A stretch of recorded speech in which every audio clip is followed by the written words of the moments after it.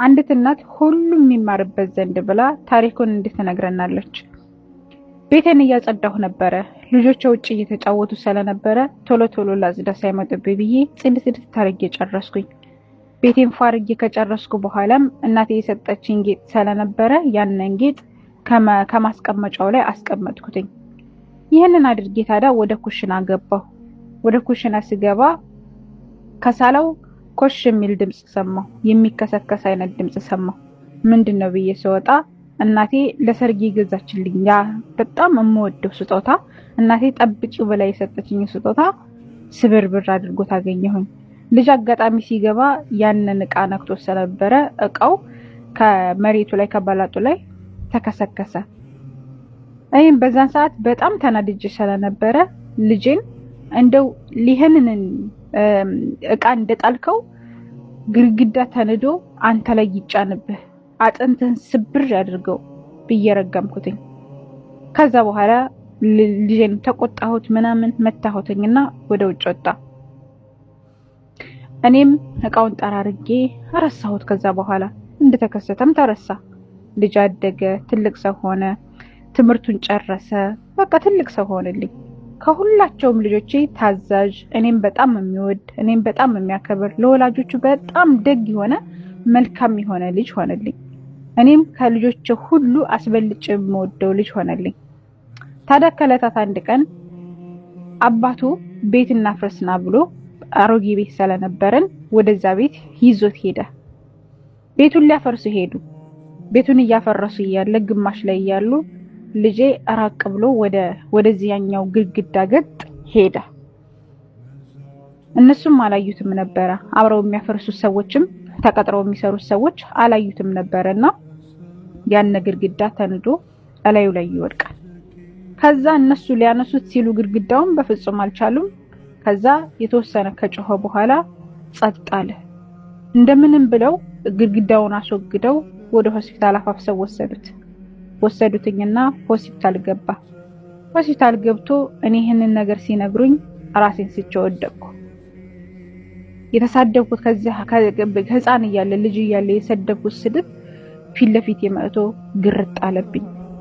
በጣም ተናደድኩኝ። ምን ነው አፌን በዘጋው?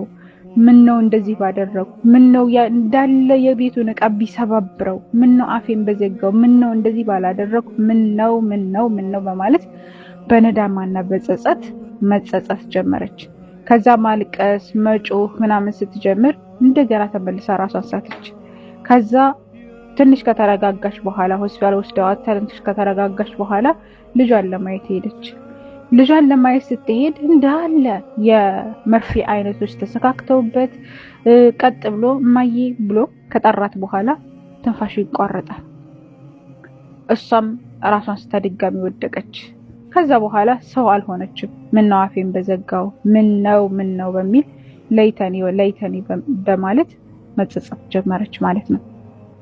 በነገራችን ላይ አሁን ላይ ኢትዮጵያ ላይ በተለይ የእናቶቻችን ምናምን ይሄን እንደ ቀላል ነገር ያዩታል። ነገር ግን እንደዚህ አይነት ነገራቶች እንደዚህና አይነት እርግማኖች ወላጆች ማድረጋቸው ትክክል አይደለም። ግልጽ ነው። ወላጆች መሳደብ የለባቸውም። የአላህ መልእክተኛ አለይሂ ሰላቱ ሰላም ليس المؤمن مؤمن እኮ አይደለም بالطاعن ولا باللعن ሙስሊም ተራጋሚም ሆነ እንደ ወላ الفاحش ولا يعني ምንድነው የሚባለው መጥፎን ተናጋሪም ሆነ የሚራግም ሆነ የሚሳደብ አይደለም ብለው የአላህ መልእክተኛ አለይሂ ሰላቱ ሰላም ተናግረዋል። ሱነን ተርሚዚ ላይ በፍጹም ሙስሊም መሳደብ የለበትም በጥቅል ማንንም ቢሆን። ነገር ግን በተናጠል ራሱ ያላህ መልእክተኛ አለይሂ ሰላቱ ሰላም ሙስሊም በዘገቡት ሐዲስ ላይ لا تدعوا على انفسكم በነፍሶቻችሁ ላይ ዱዓ አታድርጉ ولا تدعوا በፍጹም ዱዓ እንዳታደርጉ على اولادكم በልጆቻችሁም ولا تدعوا على اموالكم በገንዘቦቻችሁም ላይ በፍጹም ዱዓ አታድርጉ በፍጹም ዱዓ አታድርጉባቸው በማለት ያላህ መልእክተኛ አለይሂ ሰላቱ ሰላም ተናግረዋል። እኛ ቀላል አድርገን የምንናገራት ነገር እንደዚህ ዋጋ ሊያስከፍለን ስለሚችል ጥንቃቄ ልናደርግ ይገባል። ያላህ መልእክተኛ አለይሂ ሰላቱ ሰላም ምን ይላሉ? ሰላቱ ዳዕወት ሙስተጃበቱ ሶስት ዱዓዎች ተመላሽ አይደሉም ሙስተጃብ ናቸው፣ አላህ ይቀበላቸዋል። የመጀመሪያው ላሸከ ፊህን ብለው ነው የተናገሩት፣ ምንም ጥርጥር የለውም ብለው ነው የተናገሩት። የመጀመሪያው ዳዕወቱል ዋሊደይን ودعوة الوالد على ولده يعني ወላጅ ለልጁ የሚያደርገው ዱዓ ተቀባይነት አለው በማለት ያላህ መልእክተኛ ሱነን አቢ ዳውድ ላይ ይናገራሉና ጥንቃቄ ልናደርግ ይገባል። በዚህም ሁኔታ አጅመዐ ዑለማኡ አላ ተሕሪሚ ሰበል الوالدين وكذا እንደዚሁ ልክ እንደዚሁ يحرم ሰበል አውላድ ልጆችን መሳደብ ሐራም ነው በጅምሁር ዑለማ ሐሳብ መሰረት ወይም ጅምሁር ዑለማ እንደሚናገረው አላህ Subhanahu Wa Ta'ala ወቀዳ ረቡከ አላ ተዕቡዱ ኢላ ኢያሁ ወቢልዋሊደይኒ ኢህሳና ብሎ ለወላጆ መልካም መዋልን እንዳዘዘ ሁሉ ለልጆችም እንደዚሁ መልካም እንዲዋል አዟል። እንደዚሁም እነሱን መሳደብ ሐራም እንደሆነ ዑለሞች ተስማምተዋል ማለት ነውና ጥንቃቄ ልናደርግ ይገባል።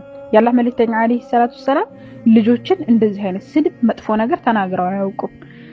ይህንን ደግሞ አነስ ኢብኑ ማሊክ ሲናገር خدمت رسول الله صلى الله عليه وسلم ያላህ መልእክተኛ አለይሂ ሰላቱ ሰላም አገልግያለሁ 10 سنين 10 አመት ሙሉ فما قال لي اف قط اف የሚል ቃል እንኳን ካፋቸው ሰምቼ አላቅም በማለት ይናገራል። እንግዲህ ከህፃንነቱ ጀምሮ እስከ እውቀቱ ድረስ ሲኖር 10 አመት ሙሉ ነብዩ ሰለላሁ ዐለይሂ ወሰለም ኡፍ የሚለውን ቃል እንኳን ተናግሮት እንደማያውቁ ይናገራል። ለምን ይሄን አደረክ ለምን ይሄን አላደረክም የሚልን ቃል እንኳን ተናግሮት እንደማያውቅ ይናገራሉ ማለት ነውና ጥንቃቄ ልናደርግ ይገባል።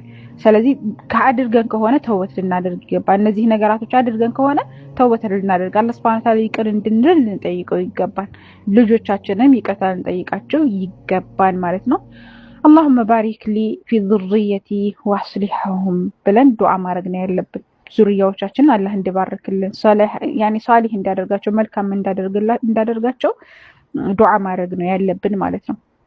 طيب ያላህ መልእክተኛ አለይሂ ሰላቱ ሰላም መላ ይርሐሙ الناس ሰዎችን እኮ ማይምር ይቅር የማይል ላ ይርሐሙሁላህ አላህ Subhanahu Wa Ta'ala ይምረውን በማለት ያላህ መልእክተኛ አለይሂ ሰላቱ ሰላም ተናግረዋልና ይቅርታ ልንጠይቃቸው ይገባል። እንደዚህ ያደረጉ ወላጆችንም ልጆች ካሉ ይቅርሉ ይገባል ኢንሻአላህ።